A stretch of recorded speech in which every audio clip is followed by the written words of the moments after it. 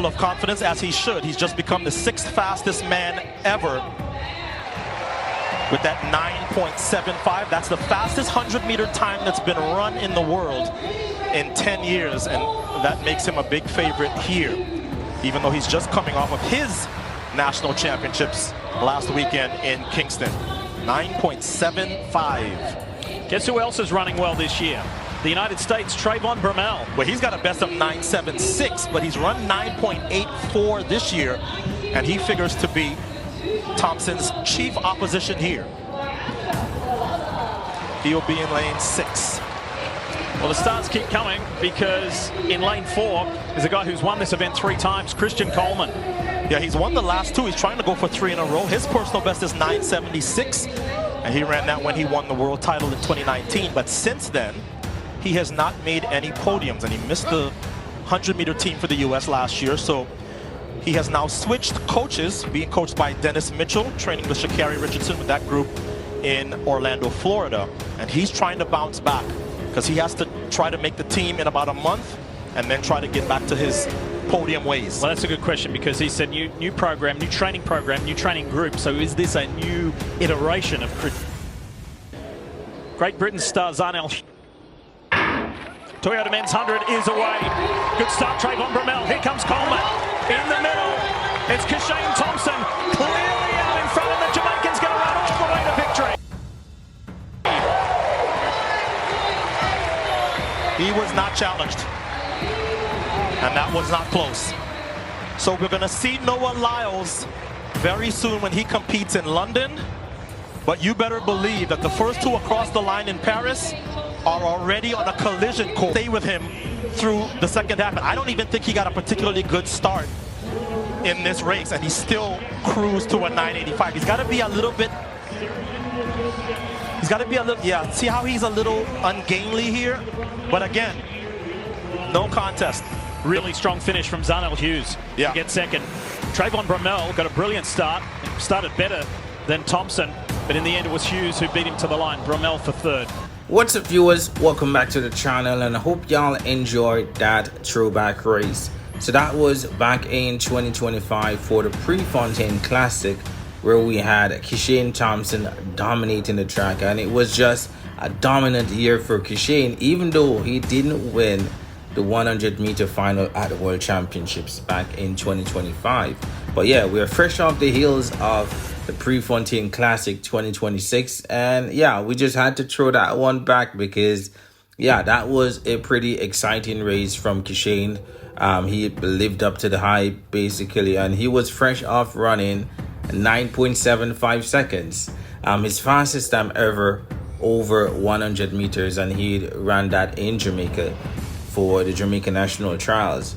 But yeah, Kishane Thompson definitely delivered in that race, and we're talking about Kishane, who hasn't been on the scene that long. This is like his 3rd year running, and he has been consistent.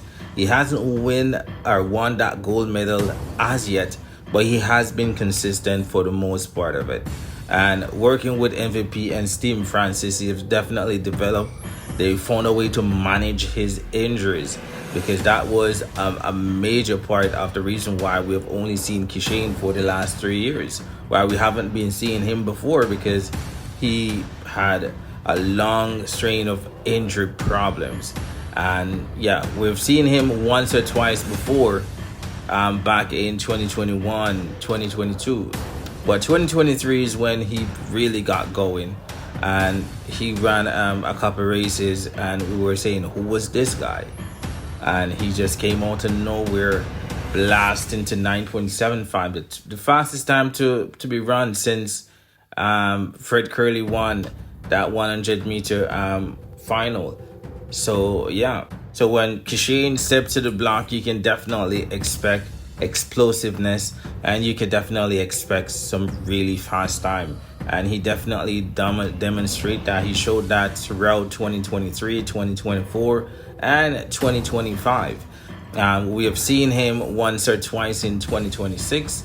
I'm not sure what's the issue with him this year. We haven't seen much of him. It might be that he's had a little niggle, or it could be a case that his injuries are acting up again. I'm not sure.